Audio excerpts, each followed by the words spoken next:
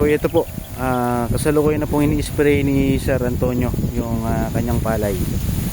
At yung kanyang palay po, sa mga katabi niya, yan, kung mapapansin nyo, naninilaw yan. Hindi lang ganong kita sa video, pero mataas po yung pagkadilaw niyan. So yung sa kanya po, hindi po, maberte po yun sa kanya. Kumaga, na-spray niya po ito ng fungicide. Pangalan po ng Thomas.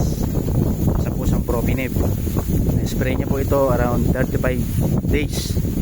So ito po yung resulta. Mas maberte po siya. Kasi sa ngayon po, ngayon po mahangin, malamig. So tamain po ng rice blast saka po ng bacterial leaf blight yung ating palay. Pero nakakatuwa po dahil po dito sa palay ni Sir Antonio, mas maganda po yung palay niya. So hindi po tinamaan ng rice blast. Maganda po yung palay niya dito. Betting berte po. Topas po yung ginamit po niya. So makikita nyo po yun sa iba po natin video. Ayan po si Sir yan. Bali dito po ito sa Bagong Pag-asa, San Miguel, Bulacan. Baka po malapit po kayo dito sa mga nanonood. Ito po kasi halos lahat po ng mga natadaanan namin palay dito talagang mapupula. So tama naman po, pagka po ang palay po ay namumula, nakawala naman din po talaga yon. Kaso umaapekto po yun sa reproduction ng palay. Sabihin dun sa pagbubuntis niya o sa pagbubunga. So malaking epekto po yun pagka po pinabayaan. Kaya kailangan din po ini-sprayan po natin.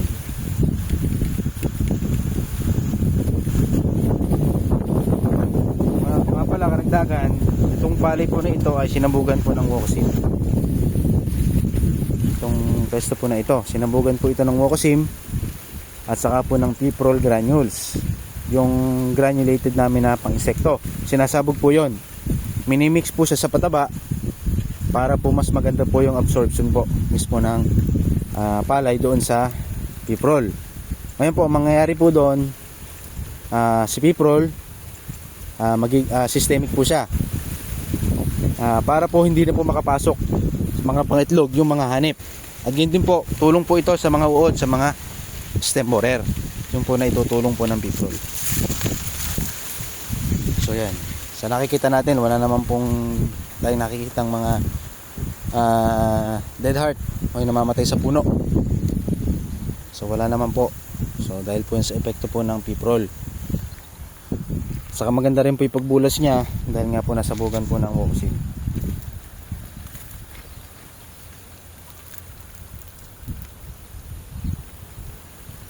So yun po, kung mayroon po kayong mga katanungan, pwede po kayo mag-comment sa comment section yan.